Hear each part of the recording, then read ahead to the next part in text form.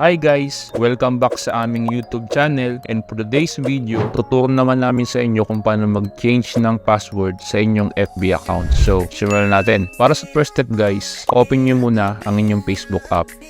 Kung wala kayo guys Facebook app, download nyo lang ito sa Play Store. And then, para sa second step guys, tap nyo lang itong menu button sa gilid. And then, scroll down nyo, tap nyo itong settings and privacy, and then, tap nyo yung settings. And then, tap nyo guys itong see more in account center. And then, tap nyo guys itong password and security. And then, tap nyo guys itong change password. And then, tap nyo guys yung name nyo.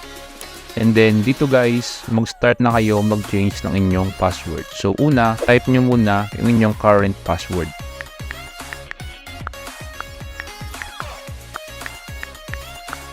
And then, ito guys, i-type nyo na yung bago nyong password.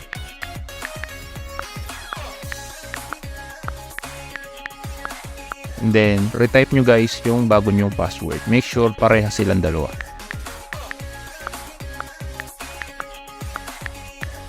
And then, kapag okay na guys, tap nyo lang itong change password.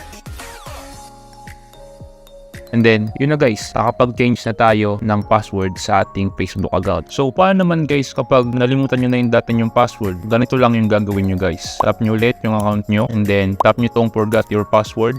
And then dito guys, pipili kayo ng way kung paano kayo makaka-receive ng code or OTP galing kay Facebook. So, pwede via WhatsApp, pwede via Facebook notification, and pwede rin via SMS or text. So, for this tutorial, pipili natin tong via SMS or text. And kapag napili nyo na guys, tap nyo lang yung continue. And then dito guys, hintayin nyo lang na dumating yung code sa inyo. And then kapag na-receive nyo na guys, type nyo lang dito.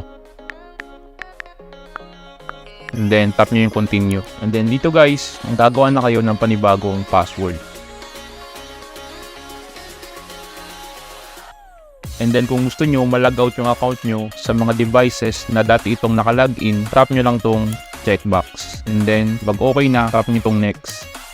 And then yun na guys, ganoon lang kadali mag-change ng password sa inyong Facebook account. Yun lang guys for today's video. Sana matutunan tayo sa tutorial na ito. At kung nagustuhan niyo yung video na ito, huwag niyo kalimutang i-like, comment, and subscribe para updated kayo sa mga bago naming ilalabas ng mga video. Salamat guys sa panonood. Ingat kayo.